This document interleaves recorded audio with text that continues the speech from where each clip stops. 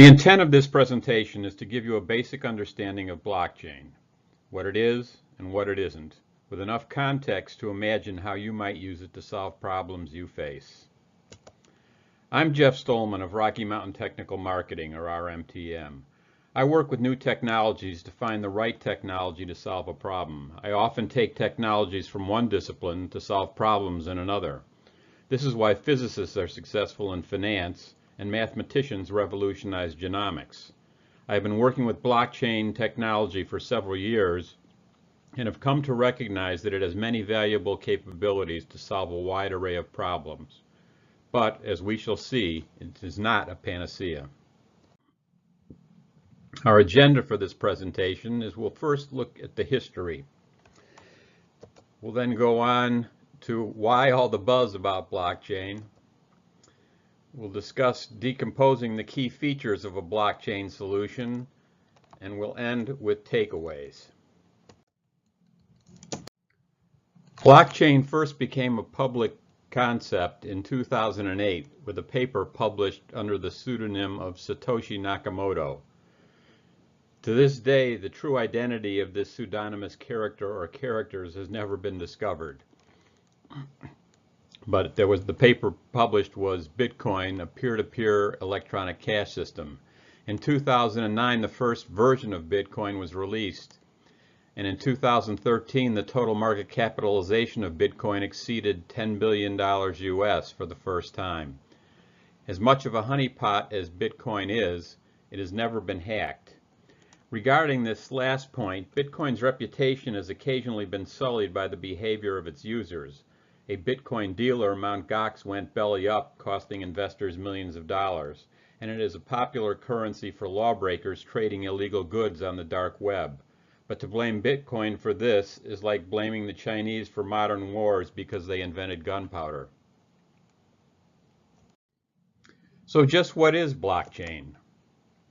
Blockchain is a particular encryption technique that provides an immutable record of transactions in their order of occurrence.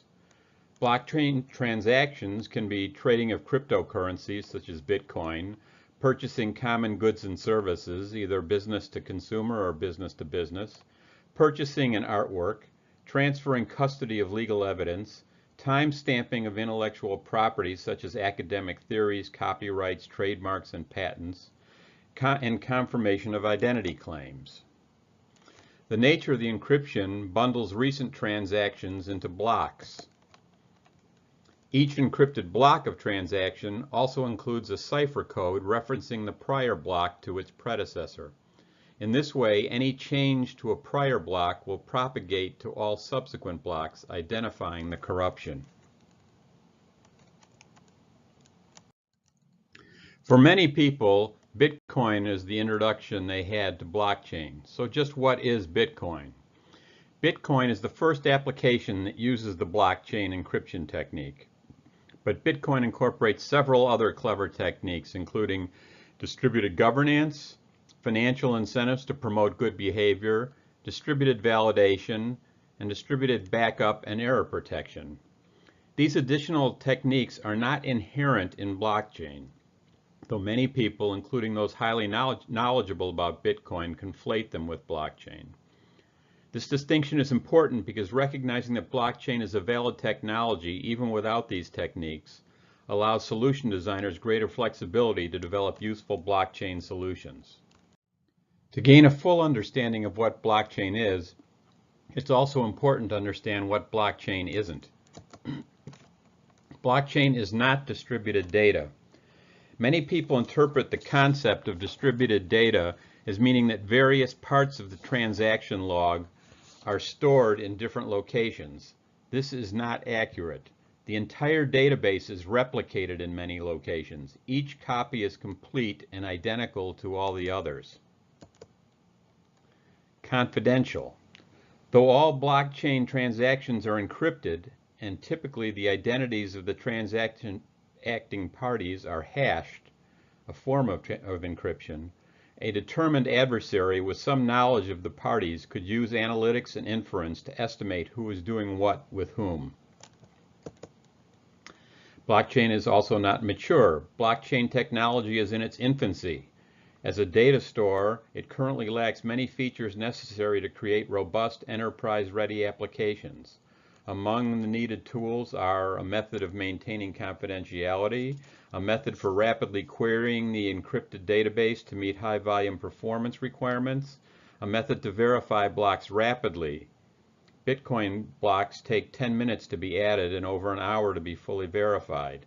If the pharmaceutical industry used blockchain to track its transactions, it would need to support peaks of more than 1,000 transactions per second.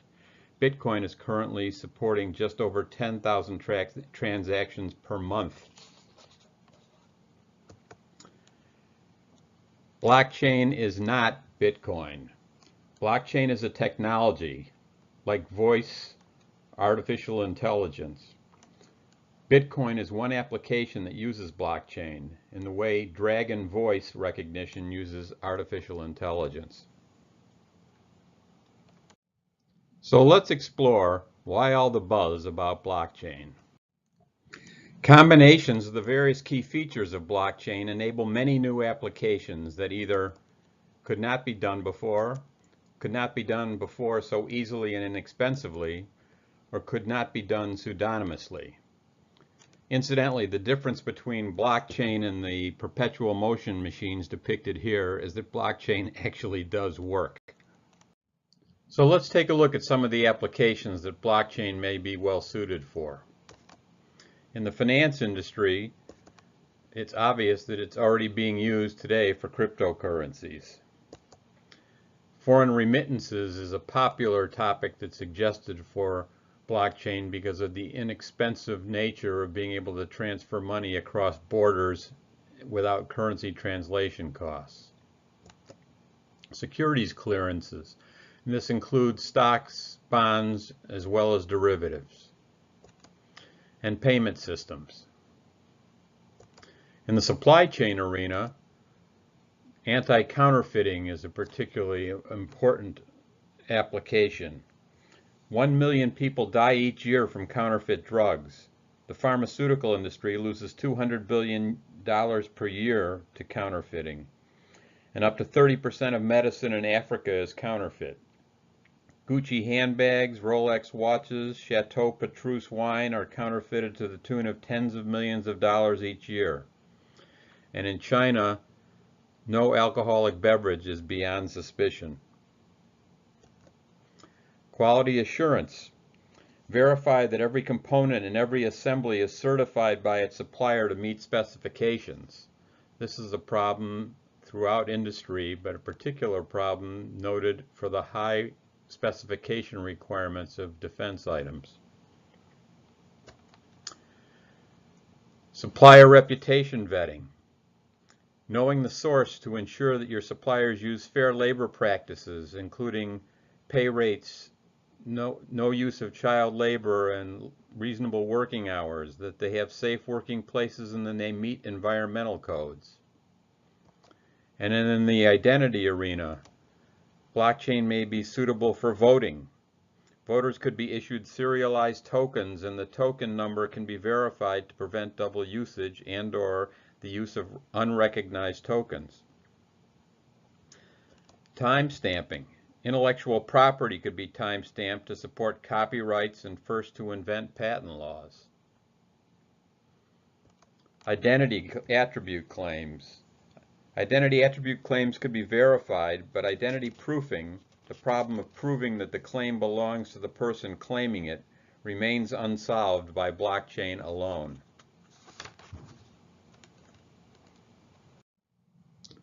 So what are the key features of a blockchain solution?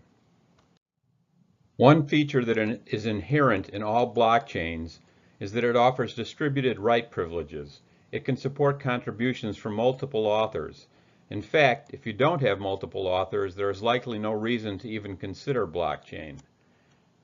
How many of these writers can you name? Another important blockchain feature is trust.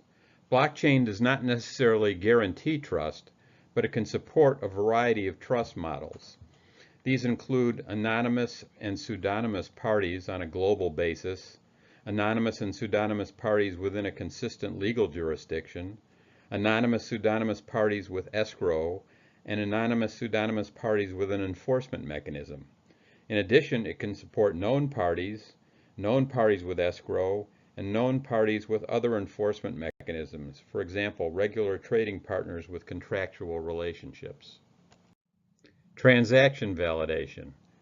Because the blockchain is immutable, it's important that the information that goes into it is valid. You don't want to have the situation of garbage in equals garbage out. Preventing garbage in and garbage out, there's various techniques available. Bitcoin uses something called proof of work consensus. Ethereum uses another form called proof of stake consensus, which is a bit faster and less costly. There are also consortium consensus blockchains, permission vetted validator consensus, Algorand random validator consensus, automated validation with consensus, and automated validation without consensus. Double spend prevention is another critical feature for blockchains. For cryptocurrencies such as Bitcoin, this means preventing someone with 10 Bitcoins from spending them all with vendor A and then turning around and spending them again with vendor B. Loaves and fishes miracles are not permitted with blockchain. For hard assets such as handbags, this means keeping an importer with 10 authentic Gucci handbags from selling 10 to store A and then selling 10 more to store B. This system could detect the likely counterfeits and associate them with the importer. For a distilled spirits dealer, this means avoiding distributors who buy 10 cases of expensive cognac and sell 20, suggesting that some of the liquor is either counterfeit or has been diluted. For voters, it means that you can only vote once, a severe blow to the many dead people in Chicago. Security, and in this case we're talking about resistance to hacking.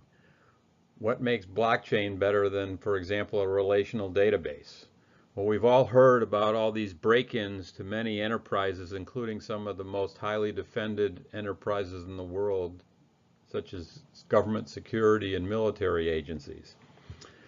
Well, one way that blockchain helps is because of its public transparency.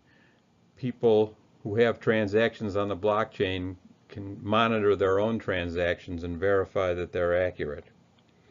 In private blockchains, you can still implement access control to limit who gets at the data. But of course you can do that in relational database as well. One of the most important values that can be used with blockchain is the consensus requirement. By distributing the data to multiple places, you increase the security because any hacker would have to not only modify the database in one location, but in many locations to gain enough influence that those modified transactions would take precedence over the real transactions that are in the remaining databases. And also because the immutability features within blockchain highlight tampering immediately for the transaction that was tampered with and all subsequent transactions, blockchain has abilities above and beyond a relational database which could be modified and no one may find out about it. Immutability. Blockchain encryption immediately exposes attempts to alter records, and distributed copies, as we've already mentioned, makes hacking more difficult. Blockchain can also support a wide variety of governance models. These include decentralized public anonymous pseudonymous governance, as in the case of Bitcoin, decentralized public verifiable ID systems, decentralized consortium systems, centralized consortium systems, and centralized single-owner private blockchains. Blockchain can also support a variety of auditing models. Public visibility is the model used for Bitcoin and many cryptocurrencies. Member visibility in a private blockchain may have the same effect, and formal auditing could be used in highly private blockchains. Privacy and confidentiality are critical in many blockchain applications. The tools available today are somewhat limited in their ability to provide confidentiality. One common technique to provide privacy is to hash the identity of transacting parties. Hashing is a cryptography technique that transforms a plain text name into something that's very difficult to decipher. However, inference and knowledge of the industry can allow a lot of that information to be decoded. There are new tools being developed. For example, Hyperledger has a technique called eCert-tCert, where a transacting party is given an entity certificate and then can spawn a family of transaction certificates. So every time he transacts, he uses a different certificate.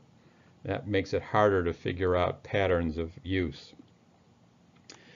There's also public-private key access. In Bitcoin, however, if the private key is lost, the Bitcoin network will not recognize any other evidence of ownership. The coins are then unusable and thus effectively lost. For example, in 2013, one user claimed to have lost 7,500 Bitcoins, worth $7.5 million at the time, when he actually accidentally discarded a hard drive containing his private key. Scalability becomes critical for enterprise scale applications. How big can transactions get? Bitcoin imposed a limit of transaction record size to minimize its impact on scalability. And then how big can blockchains get? The U.S. pharmaceutical industry has 9 billion packages of pharmaceuticals in the supply chain at any point in time. Oftentimes, at peak periods, there can be more than 10,000 transactions per second. Work is being done to expand the capabilities of current blockchains to be able to meet these scale requirements. Along with scalability, performance needs to be built into blockchains. Bitcoin takes 10 minutes for a transaction to be finalized, and 99.9999% finality takes over 2 hours. Ethereum is targeting finality within 15 seconds. Maturity. We are still in the infancy of blockchain. Bitcoin has been around since 2008. Few others have been around for more than 2 years. Ethereum is still in early release. Hyperledger is still in early release. Many others have no track record or limited track record. Many tools are needed for enterprise-level solutions that are still on the drawing boards and not yet available. And here's a quote from Gartner and their view that we still have a ways to go on maturity. So what are the lessons learned that we can take away from this presentation? So despite all of the excitement and hype, blockchain is still in its nascent stage. Most platforms and tools are not yet ready for large enterprise projects. Pilots are appropriate to move up the learning curve and develop blockchain expertise, which is a valuable skill in short supply. Key enterprise tools do not exist. These include query language, true transacting party confidentiality, and high performance validation. Despite all the excitement and hype, these tools will come. The major platform providers recognize these shortcomings and are developing solutions, but they won't be available tomorrow. Blockchain is not a panacea. Many problems that people are trying to solve with blockchain will not be solved because the scope of these problems extends beyond the capabilities of blockchain. These include generic identity, distributing public identity solution, personal health records except in a permission consortium, blood diamonds and related assets of exploitation. But blockchain is a powerful technology that will enable significant new capabilities that were undreamed of before. For further information, feel free to contact me. Thank you for listening.